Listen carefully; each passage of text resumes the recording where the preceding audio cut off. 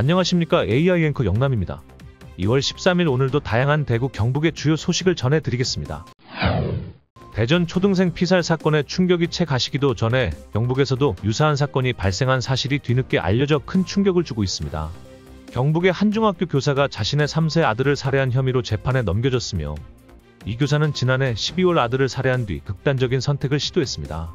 또한 지난해 4월에는 아버지를 살해하려다 미수에 그쳤던 것으로 드러났습니다. 해당 교사는 평소 정신질환을 앓고 있었으며 지난해 3월 육아휴직을 신청해 교직 업무에서 잠시 벗어나 있었습니다. 그러나 아버지 살해 미수 사건이 발생한 이후에도 별다른 징계 조치 없이 현직 교사 신분을 유지해 논란이 일고 있습니다. 경북도교육청은 해당 사건에 대해 지난해 10월에서야 징계 절차를 시작했으며 이후 아들 살해 사건 발생 이틀 만에 교사를 직위 해제하고 해임 조치를 내렸습니다. 경북도교육청은 기소 전 단계에서 징계를 내릴 경우 법적 분쟁 소지가 있어 통상 수사 단계에서는 징계 절차를 진행하지 않는다고 설명했습니다. 하지만 학부모들은 정신질환을 앓는 교사들에 대한 체계적 관리와 강력범죄 교원에 대한 신속한 징계 절차 도입이 필요하다고 지적했습니다. 정부는 대전 초등생 피살 사건을 계기로 정신질환으로 인해 정상적인 교직 수행이 어려운 교사에 대해 직권 휴직 등의 조치를 가능하게 하는 이른바 하늘이법을 추진 중입니다. 이주호 부총리 겸 교육부 장관은 정신질환으로 인해 교직 수행이 곤란한 교원에 대해 필요한 조치를 내릴 수 있도록 법 개정을 추진하겠다고 밝혔습니다. 전국시도교육감 협의회는 학교 안전관리 체계를 전반적으로 점검하고 재발 방지를 위한 제도적 보완책을 마련하겠다며 학교 현장의 안전 강화를 약속했습니다. 대구 수성구 망월지 생태교육관 건립 사업의 구체적인 밑그림이 공개됐습니다.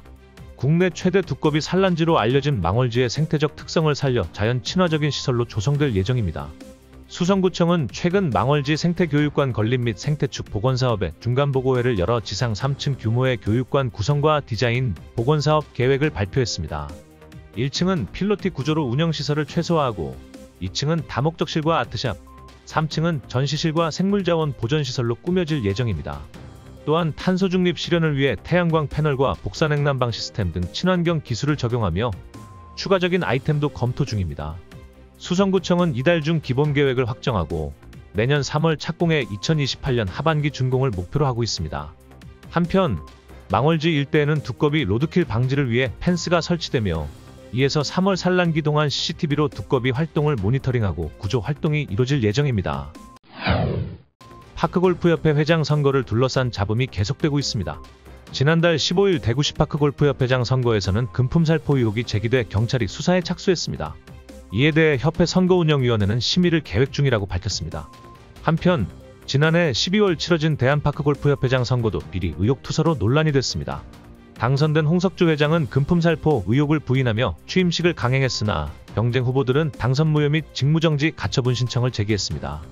체육계에서는 선거제도에 문제점이 지적되고 있습니다. 김응삼 스포츠평론가는 체육단체장 선출 방식에 대해 추대 등 새로운 방식이 필요하다고 주장했습니다. 한편 김재원 의원은 체육단체장 선거를 중앙선거관리위원회에 위탁해 공정성을 강화하는 국민체육진흥법 개정안을 발의했습니다. 포스코그룹이 포항에 추진하던 2차 전지용 니켈 합작 공장 프로젝트를 중단하기로 했습니다.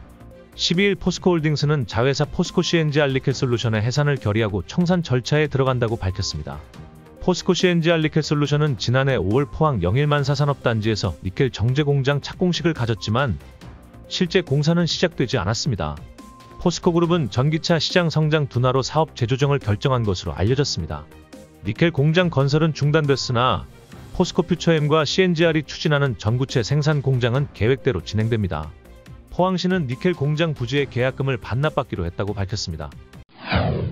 대구 동성로에서 2달째 이어지고 있는 윤석열 대통령 탄핵 집회로 상인들의 불만이 커지고 있습니다. 소음과 통행 제한으로 매출이 줄자 동성로 상점가 상인회는 우리도 장사 좀 하자, 생계 위협하는 집회 반대에 라는 현수막을 내걸고 집회 방식 조정을 촉구했습니다.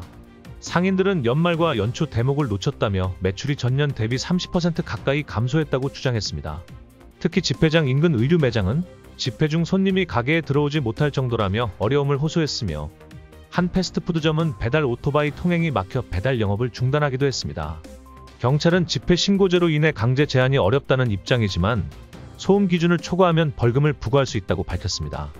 한편 집회 주최 측은 상인 피해를 인지해 발언 시간을 줄이고 행진으로 전환하는 등 소음을 최소화하는 방안을 검토 중입니다. 그러나 상인들은 구체적 피해 대책이 필요하다며 여전히 불만을 제기하고 있습니다. 이상으로 2월 13일 대구 경북 주요 뉴스를 전해드렸습니다.